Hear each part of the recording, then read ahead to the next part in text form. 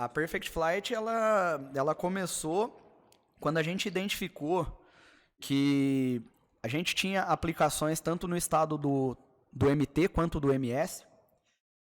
E no MS, os mesmos produtos, a mesma forma de aplicação aérea, ela era feita. No MS tinha um controle muito grande. E no MT não. Então, assim, existiam duas possibilidades. Ou a pressão de praga era muito grande, ou a aplicação estava sendo feita de uma forma incorreta.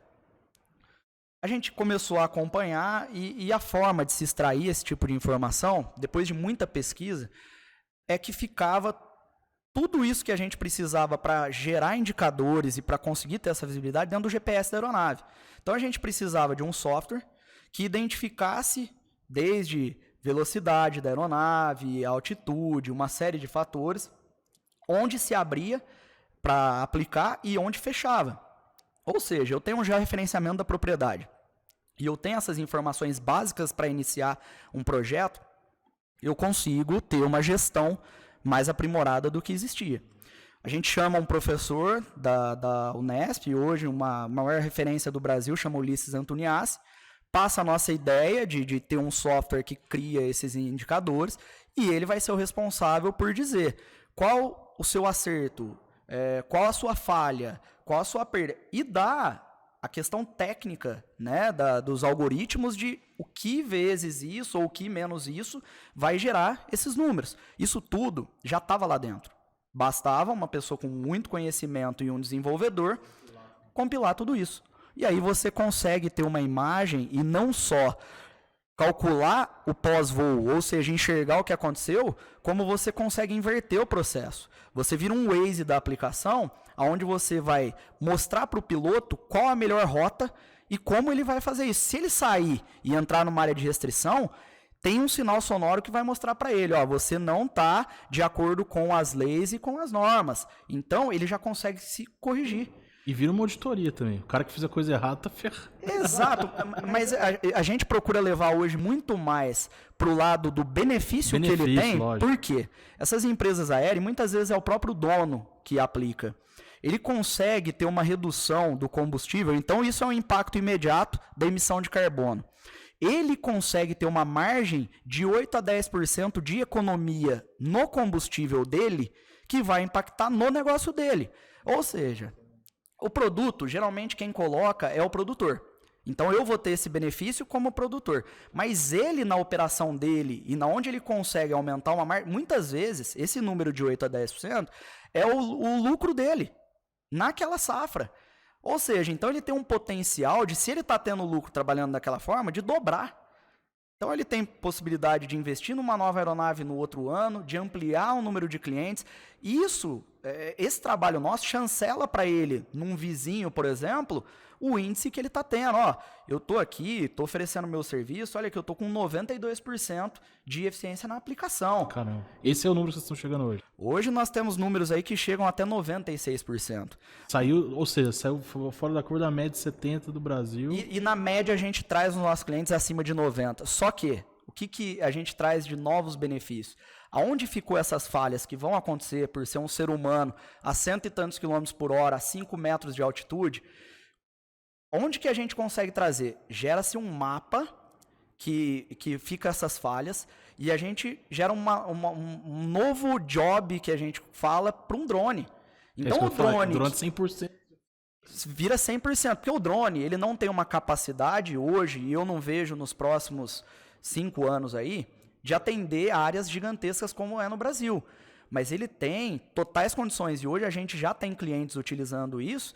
Perfect Flight corrige a aeronave que tem essa parte de poder fazer grandes áreas, né, essa eficiência, e o drone vai e faz arremate. A gente gera mapa para helicóptero. Então, toda a parte, né, de área digital do mundo. Hoje nós somos o maior banco de dados digital de aplicação aérea do mundo. Então, mais do que muita multinacional tem dentro do seu sistema, nós temos praticamente 18 milhões de hectares monitorados em cima disso. Então, assim, essa geração de dados te dá N oportunidades de novos negócios, de colocar um drone na jogada, de colocar um helicóptero, novas soluções que trazem o quê? rendimento, performance e sustentabilidade para o produtor rural. Ele vai produzir ou igual ou mais dentro de uma mesma área, utilizando uma quantidade muito menor de defensivo agrícola e respeitando todas essas áreas de restrição, seja APP, seja rio, seja floresta, seja escola, seja cidade. Então, você acaba tendo algo que realmente é disruptivo e impacta positivamente todos os setores que estão dentro dessa área de aplicação de defensivo. Economia, sustentabilidade. Uma coisa que eu queria que a gente prolongasse o papo aqui é justamente sobre a sustentabilidade. Ela é um dos pilares, né, da Perfect Fly aí. E eu queria saber qual é a importância da gente estar falando de sustentabilidade no meio agrícola, que a gente sabe que antigamente a cultura era um pouco diferente, as coisas estão mudando. Você comentou sobre poder ver oportunidades em coisas que estão faltando. Eu queria saber qual o papel da sustentabilidade, de se falar de sustentabilidade, de se fazer coisas sustentáveis, principalmente numa empresa como a de vocês. Eu vejo que a sustentabilidade ela é um caminho sem volta e as pessoas têm que colocar as próximas gerações, principalmente o que a gente está sofrendo hoje, né, com relação ao clima, essas mudanças muito drásticas, impactos, querendo ou não, diretamente no nosso negócio, no negócio de todos. O mundo acabou desmatando e hoje cobra do Brasil algo que eles não tiveram a responsabilidade de fazer. E o produtor brasileiro, ele em alguns momentos, eu digo no passado, ele foi tão massacrado que ele tinha um pouco de temor de eu vou fazer e eu vou continuar assim, daqui a pouco vão pedir para eu fazer o dobro disso. Porque as leis que vinham para nós eram cada vez piores e, assim, algumas vezes sem fundamento nenhum. Então, assim, existem áreas no Brasil que são mais de 80% preservadas. Para se ter uma ideia, mais de 60% da área brasileira de agricultura é preservada. Então, assim, em países que não preservam nem 2%, vir e apontar o dedo é muito fácil. E eu digo que a gente precisa não só levantar essa bandeira de que nós somos o país produtor mais sustentável do mundo, mas demonstrar isso com ações. Por quê? Eu não vi até hoje uma tecnologia que gera sustentabilidade que traz mais custo para o produtor do que economia. Então, geralmente não, todas as vezes que você tem esse tipo de benefício acoplado dentro do negócio, seja de tecnologia ou de boas ações, ele impacta financeiramente positivo também. Então, é um caminho sem volta, não só por isso, como no aspecto financeiro para a empresa que quer crescer. Seja que isso traga benefícios diretos ou indiretos e que hoje também trazem novas oportunidades de financiamento com linhas verdes. Ou seja, você tem todos os benefícios financeiros para as próximas gerações e você está indo contra. Aí, para mim, é o cara que tende a não sair do lugar ou tende a perder o negócio dele para quem está se modernizando, enxergando isso realmente como aquela oportunidade e não uma crise, ou vou questionar tudo que está acontecendo, ou eu sempre sofro. Então, assim, esse tipo de pensamento é o que abre brecha para o insucesso do negócio, né? Então, todas essas portas que a gente fala, né, do caminho sem volta, ESG de uma maneira geral, porque não é só a questão de meio ambiente, mas tudo que nós falamos aqui com relação ao social também, né, aonde está impactando na vida dos nossos colaboradores de forma positiva, onde cada ano que a gente vê, eles estão tendo uma condição melhor de dar qualidade de vida, de estar num carro melhor, de ter uma casinha de aluguel, de conseguir estruturar a sua vida e não só isso, ele está impactando aquele meio que ele vive de uma forma positiva. Acho que as empresas estão conseguindo, as empresas e a sociedade de uma maneira geral estão conseguindo entender que sustentabilidade passa por pessoas também, né? Vai muito além de meio ambiente. Exatamente, e essa conscientização, eu digo que vai muito em linha, as empresas hoje, elas colocam às vezes as missões que têm. Então, como você passa para o seu colaborador, qual é a sua missão? Qual é realmente esse legado que você quer deixar? Então, toda essa parte que nós falamos, né, desde de humildade, construção de respeito por eles, até passar por essa parte de como eu tô fazendo a diferença. Não é só olhando da minha porteira para dentro, mas como eu posso impactar da nossa porteira para fora. Ou seja, existem vizinhos, existem empresas que talvez não tenham a condição de ter um viveiro de mudas nativas. Por que a gente não pode ter isso e fornecer para eles?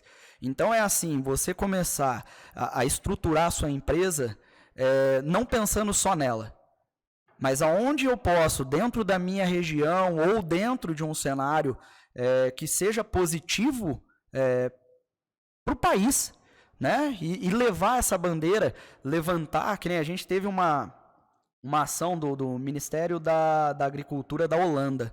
Eles foram visitar uns clientes nossos, a SLC, dos maiores grupos agrícolas do Brasil, e eles queriam demonstrar, porque a França está fazendo algo muito complicado para o cenário. Eles estão crucificando o Brasil, dizendo que tudo que é produzido aqui é com desmatamento da Amazônia. Então é um protecionismo ridículo, né, de ações que não são verdadeiras. E a Holanda, ela preza muito pelo meio ambiente e sabe que o Brasil age de forma correta. Então eles vieram para fazer um vídeo. Nós fomos convidados pela SLC para demonstrar as inovações que se tem e que foram construídas dentro do Brasil e que hoje são referências para o mundo. Para quê?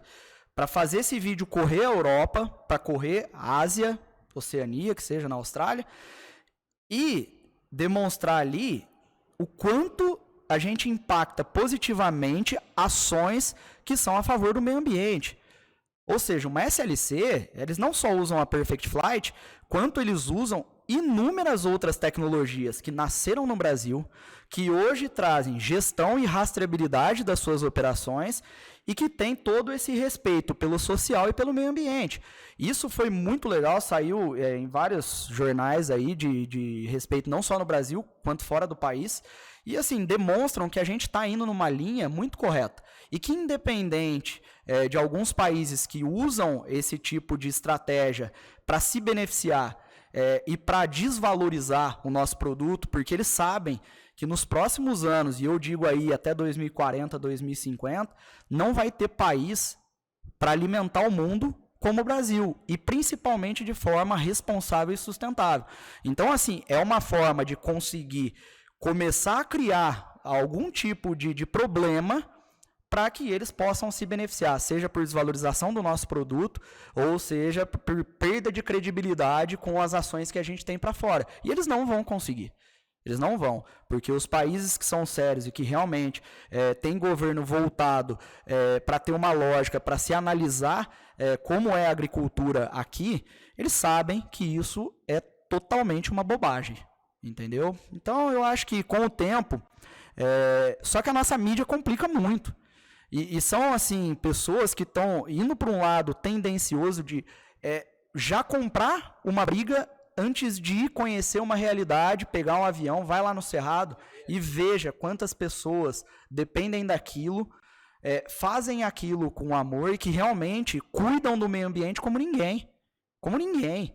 Eu garanto, faço o convite para quem quiser para conhecer as nossas ações, desde investimento em geração de energia limpa, então é fotovoltaica, nós estamos começando a investir em mini hidrelétricas, viveiro de muda para 60 mil plantas por ano, ou seja, a gente não tem essa demanda das nossas propriedades, mas a gente movimenta, inclusive, um setor que se cria uma briga com o indígena, que muitas vezes não existe. A gente compra a semente de mudas nativas deles.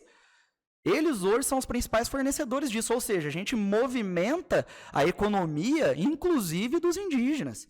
Então, assim, são absurdos que acontecem, que a falta dessa informação ou a desinformação levam com que outros brasileiros comecem a ter essa parte de atacar a produção agrícola, que não tem nada a ver. Eu vejo, eu não sei até se é verdade, nem vou citar o nome desse político, mas citando aí movimentos dos bandidos do agronegócio.